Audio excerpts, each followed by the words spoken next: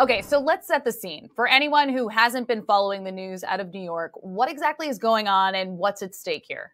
So the New York Assembly is considering a bill that would essentially ban digital asset mining in the state of New York. It's a moratorium, and they're debating that bill today. This, if it passes, would make New York the first state in the country to ban blockchain technology infrastructure. So, how real is the concern for energy use by proof of work mines, specifically in New York State? So, the transition to sustainable energy is an important mandate for New Yorkers, and that is where the energy for this bill has come from. However, we believe that Bitcoin mining and proof of work mining has the potential to lead the global transition to more sustainable energy. And as you may know, in the state of New York, they've recently passed what's called the Climate Leadership and Community Protection Act to aggressively fight climate change. Now, the Bitcoin mining industry is actually leading in terms of compliance with that act, in terms of all energy industries.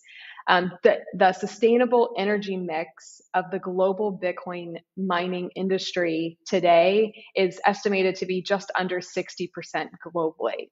Now, for the Chamber of Digital Commerce, for our members that are mining in the state of New York, we estimate that that number is closer to 80% today, an 80% sustainable electricity mix.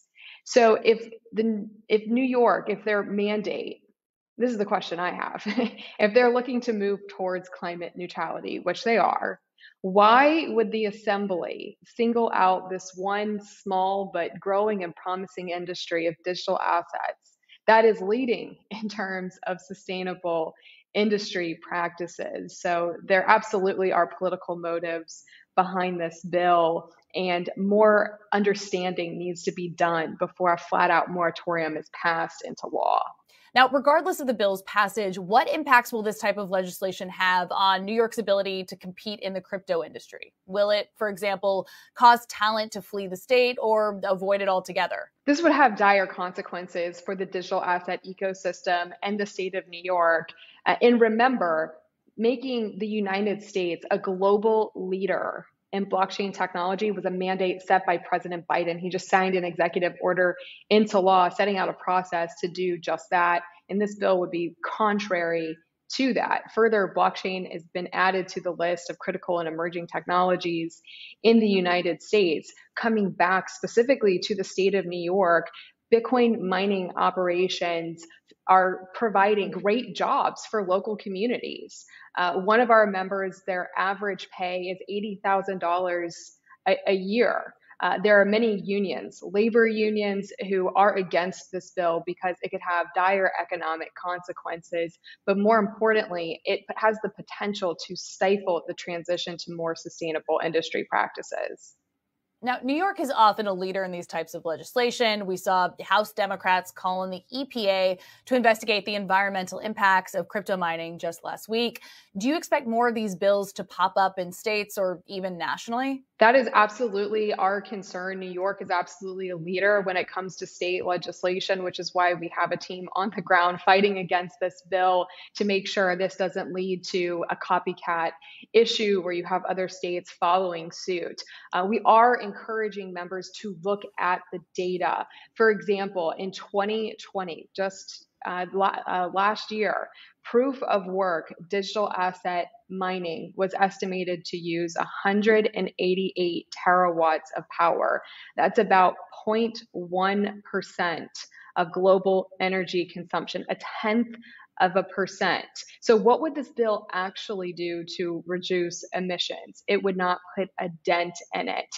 But the bigger issue is that it could potentially stifle innovation and investments into renewable energy, which the Bitcoin mining industry is leading. So right now, the U.S. is the #1 mining destination by a mile with respect to Bitcoin mining specifically. But if these types of bills take hold, what does that mean for its status as a mining leader? Where do these companies and experts go next? Bitcoin miners are incentivized to go where the electricity is cheapest, which is why there is such a high concentration of renewable energy used to mine Bitcoin today. If the if the United States, if more states followed suit and had an aggressive stance against proof of work mining, this at the end of the day is a digital ecosystem, and it will move where it is most welcome. Mining is the infrastructure to blockchains, and I cannot stress how critical it is that these operations for national security and economic security reasons are happening on US soil. We should be embracing this technology.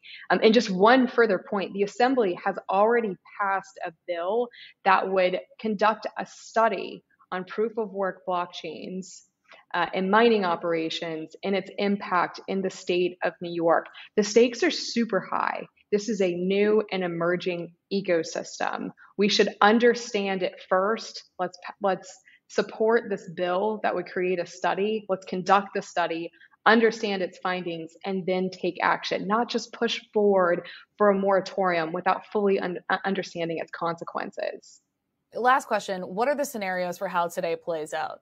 So today, the Committee on Ways and Means is debating this bill. Now, over the past several days, the public, citizens of New York, the residents of New York, companies of New York, unions, labor unions, advocates have been in Albany, creating a lot of awareness to how dire the consequences of this legislation would be, and that impact is really resonating with members. So it's scheduled for a debate, and at this point in time, it could go either way. If debate moves forward, it's very likely that it will be put forward for a vote in the Committee of Ways and Means today. Based on the intelligence that we have from our team on the ground in Albany, it is likely to pass. If it passes out of committee, it would then move forward for a full assembly vote, and then it still has to pass the Senate, and it still has to be signed into law by the governor.